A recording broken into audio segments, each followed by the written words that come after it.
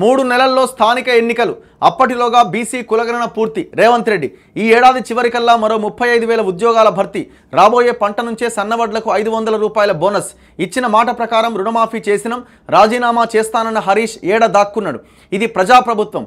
రాష్ట్రంలో 10 ఏళ్లు కాంగ్రెస్దే అధికారం. రాహుల్ గాంధీని ప్రధానిని చేసినప్పుడే ఫైనల్స్ గెలిచినట్టు. పీసీసీ చీఫ్గా బాధ్యతలు చేపట్టిన మహేష్ కుమార్ గౌడ్. నేనేమంటున్నా, ఇంతకుముందు మనం రేవంత్ రెడ్డి మాట్లాడిన ఒక్కొక్క దాన్ని లాస్ట్ పేపర్స్లో మనం విశ్లేషించినాం.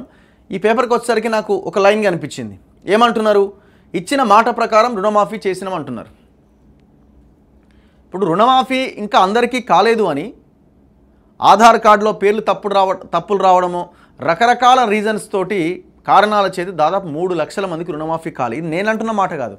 మంత్రిగా ఉన్న, వ్యవసాయ శాఖ మంత్రిగా ఉన్న తుమ్మల నాగేశ్వరరావు ఇస్తున్న స్టేట్మెంట్.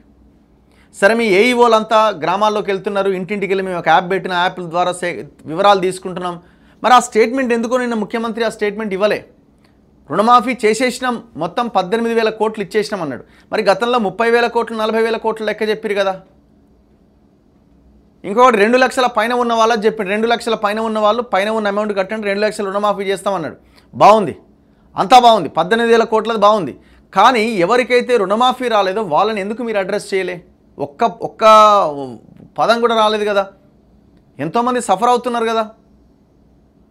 మరి మీరు చెప్పాల్సి ఉండేది. లేదు, మేము ప్రతి ఒక్కరికి చేస్తాం, గ్రౌండ్లో వర్క్ నడుస్తున్నది, మేము భవిష్యత్తులో చేస్తామని. మరి ఆ లైన్ అయితే మీరు ఎక్కడ వినిపించలేదు. చేసేసినామన్నారు మొత్తం. మరి చేయలేదు, మొత్తం ఇంకా ఉన్నది. మీరు చేసింది 18,000 కోట్ల లెక్కనే. ఆ విడుదల చేసిన 18,000 కోట్లు కూడా అందరికీ రాలే. ఇంకా మంత్రి గారే చెప్తున్నారు 3 లక్షల మందికి ఇంకా రావాల్సి ఉన్నదని. ఏది 2 లక్షల వాళ్ళతో కలుపుకుంటే అనుకుంటా మొత్తం 3 lakhs అబోవ్ ఇంకా రుణమాఫీ కాని రైతులు ఉన్నారు.